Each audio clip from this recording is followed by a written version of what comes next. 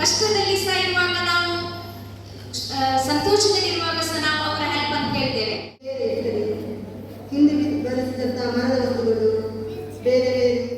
ನನ್ನ ನೆಚ್ಚಿನ ಬಾಲ್ಯದ ನೆನಪು, ಶಾಯದ್ ನಾವು ಎಷ್ಟೇ ದೊಡ್ಡವರಾಗಲಿ, ಲೈಕ್ ನಾವು ಕಾಲೇಜ್ಗೆ ಹೋಗಲಿ, ನಾವು ವೃತ್ತಿಯಲ್ಲಿ ಯಾವುದಾದ್ರೂ ಕೆಲಸ ಮಾಡ್ತಾ ಇದ್ವಿ, what ever it may be, ನಮಗೆ ಶುರುವಲ್ಲಿ ನೆನಪಾಗುವುದು ನಮ್ಮ ಬಾಲ್ಯದ ನೆನಪು. So it is so sweet memorable of each and every one. It's not about like ಅವರಿಗೆ ಮಾತ್ರ ಉಂಟು, ಇವರಿಗೆ ಮಾತ್ರ ಉಂಟು, ಇಲ್ಲ. ಇದು ಎಲ್ಲರಿಗೂ ಕೂಡ ಒಂದು ಗೋಲ್ಡನ್ ಮೂಮೆಂಟ್ ಅಂತ ಹೇಳ್ಬೋದು. ಟಾಪಿಕ್ ಬಂದ ವಿಷಯ, ನನ್ನ ಮಗುವಿನ ಶಿಕ್ಷಣವನ್ನು ನಾನು ಹೇಗೆ ಬೆಂಬಲಿಸುತ್ತೇನೆ ಅಂತ. ಅಂದರೆ ನನ್ನ ಮಕ್ಕಳ ಹತ್ರ ಹೇಳ್ತಿದ್ದು, ಈಗ ಕಲಿತ್ರೆ ಮಾತ್ರ ನಿಮಗೆ, ಅಂದರೆ 10th ಒಂದು ಬೇಕು ನಿಮಗೆ. 10th ನಾನು ಹೇಳಿದ್ದು, ನನ್ನ 10th ಈಗ ಹಿಂದೆ ಹೋಗಲಿಕ್ಕೆ ನನಗೆ ಸಾಧ್ಯವಿಲ್ಲ. ಅಂದರೆ ಸ್ಕೂಲ್ ಡೇಸ್ ಅನ್ನು ನಾವು ಚಂದ ಮಾಡಿ ಅದನ್ನು ಎಂಜಾಯ್ ಮಾಡಿಕೊಂಡು ನಾವು ರೆಫರ್ ಮಾಡ್ಕೊಂಡು ಹೋಗಬೇಕು. 10th ಇನ್ನೊಮ್ಮೆ ನಿಮಗೆ ಪೋಷಕರಾಗುವುದನ್ನು ಯಾಕೆ ಆನಂದಿಸುತ್ತೇನೆ? ಯಾಕಂದರೆ ನಂದು ಮಗಳು ಹುಟ್ಟಿದ ಮೇಲೆ ನನ್ನ ಲೈಫಲ್ಲಿ ತುಂಬ ಚೇಂಜಸ್ ಆಗಿದೆ. ಅಂದರೆ ನನಗೆ ಅಮ್ಮ ಇರಲಿಲ್ಲ, ನಾನು ಚಿಕ್ಕವಳಿದ್ದಾಗ ಅಮ್ಮ ತೀರಿಹೋಗಿದ್ದಾರೆ. ಸೊ ನನಗೆ ಹೇಗೆ ಇರಬೇಕು ಅಮ್ಮ ಅದೆಲ್ಲ ನನಗೆ ಗೊತ್ತಿರಲಿಲ್ಲ. ಅಂದರೆ ಹೇಗೆ ಇರ್ತಾರೆ ನನಗೆ ನನ್ನ ರೋಲ್ ಮಾಡೆಲ್ ನನ್ನ ಅಮ್ಮ. ನನ್ನ ಅಮ್ಮನಿಂದ ನಾನು ಎಲ್ಲ ವಿಷಯವನ್ನು ಕಲ್ತ್ಕೊಳ್ತೇನೆ. ನಾವು ಚಿಕ್ಕವರಿಂದ ನನಗೆ ಯಾವಾಗ ನಾಲೆಜ್, ಯಾವಾಗ ನಾನು ಅಮ್ಮನ ತಿಳ್ಕೊಳ್ಳೋಕೆ ಸ್ಟಾರ್ಟ್ ಮಾಡಿದೆ, ಆವಾಗಿಂದ ನಾನು ಪ್ರತಿಯೊಂದು ಫಾಲೋ ಮಾಡ್ತಾ ಇದ್ದೇನೆ. ಯಾಕಂದರೆ ಅಮ್ಮ ನಮ್ಮನ್ನು ತುಂಬ ಚಿಕ್ಕದಿಂದ ತುಂಬ ಕಷ್ಟದಲ್ಲಿ ಸಾಧ್ಯ ಗೆಲ್ಲಿಸಿ ದೊಡ್ಡವರು ಮಾಡಿದ್ದಾರೆ. ಹೇಗೆ ಸಂತೋಷವಂತರಬಹುದು. ಕ್ರೀಡೆಗಳು ನನ್ನ ಮಟ್ಟಿಗೆ ಹೇಳುವುದಾದ್ರೆ, ಕ್ರೀಡೆ ನನಗೆ ಜೀವನ. ಆದರೆ ಕ್ರೀಡೆಯಲ್ಲಿ ನಾನು ವಿಶೇಷ ಸಾಧನೆ ಅಂತ ಏನು ಮಾಡಲಿಲ್ಲ. ತಕ್ಕ ಮಟ್ಟಿಗೆ ಡೆವಲಪ್ ಮಾಡಿದಾಗ ಹೋಗಿದ್ದೆ. ಯಾಕೆ ಹೋಗಲಿಲ್ಲ ಅಂದರೆ, ನಮಗೆ ಈಗ ಸಿಗುವಂತಹ ಸವಲತ್ತುಗಳು ಹಿಂದಿನ ಕಾಲದಲ್ಲಿ ಪಕ್ಕ ಸಿಗಲಿಲ್ಲ. ಎನ್ಕರೇಜ್ ಮಾಡೋದು ತುಂಬ ಜನ ಕಡಿಮೆ ಇತ್ತು. ಬಡತನ ಇನ್ನೊಂದು ಅಡ್ಡಿಯಾಗಿತ್ತು.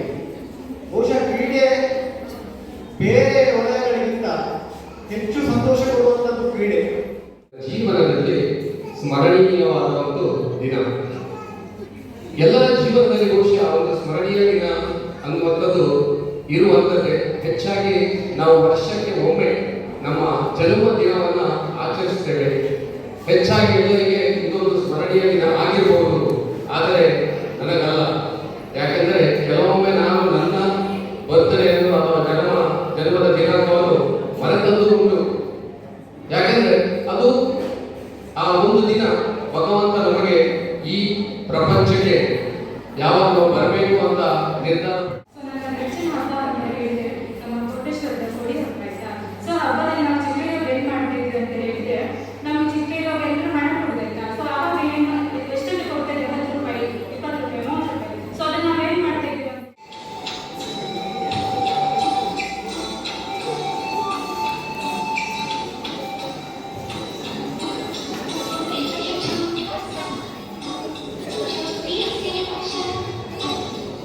Thank you.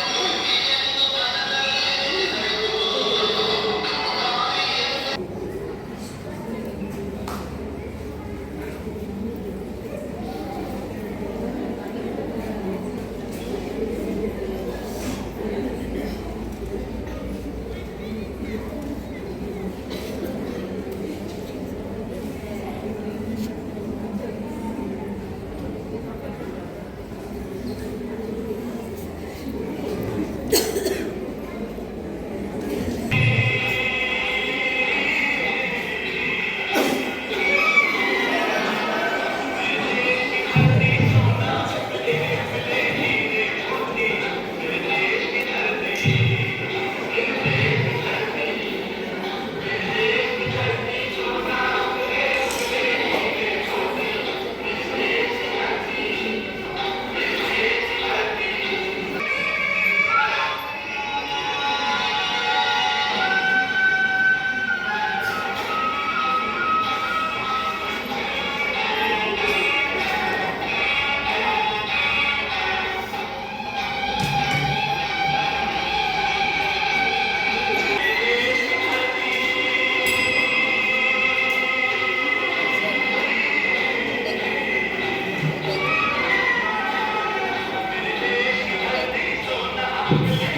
you.